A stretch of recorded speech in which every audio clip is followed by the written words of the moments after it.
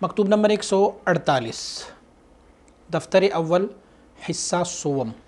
یہ مکتوب شریف جناب ملا صادق کابلی صاحب کی طرف صادر کیا گیا ہے اس بارے میں کہ رجا ہوا بندہ بےحاصل ہے۔ رئی فارسی کا لفظ ہے یا عربی کا لفظ ہے جس کو ریان بھی کہا جاتا ہے۔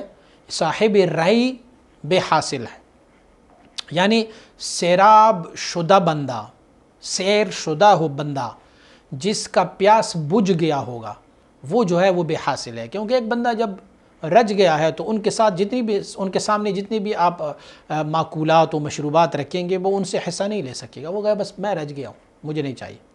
تو آپ مبارک فرماتے ہیں وہ بندہ بےحاصل ہے۔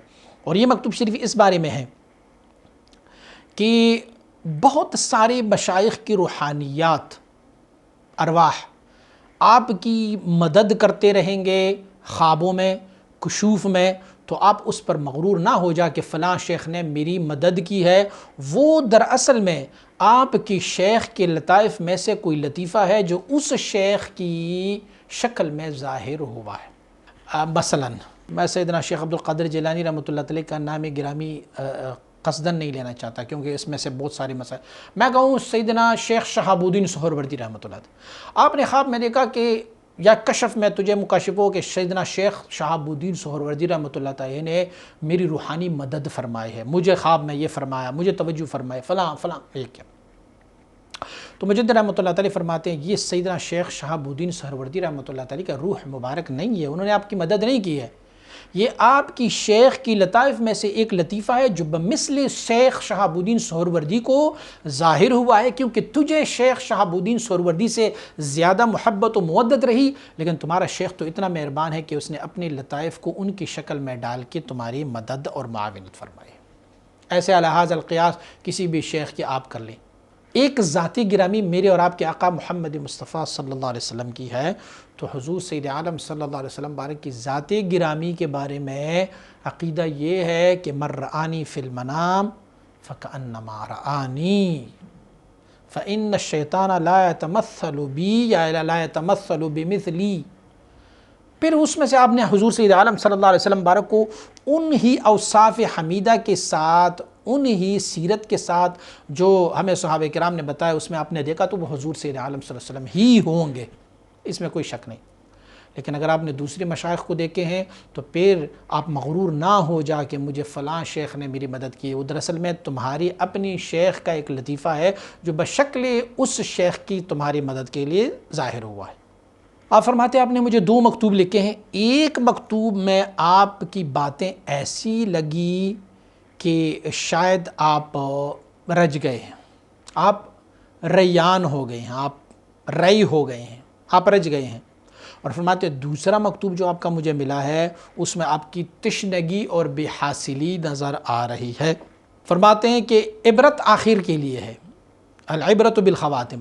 تو آخری خط آپ کا جو آیا ہے نا اس میں آپ نے تشنگی اور بے حاصلی کا مظاہرہ کیا ہوا ہے، الفاظ کچھ ایسے چنے ہیں کہ جیسے میں خالی ہو گیا ہوں، میرے پاس کچھ نہیں ہے، میں ایسے میں ایسے میں ایسے۔ تو فرما رہے ہیں کہ الحمدللہ کہ عبرت آخر کے لیے ہے۔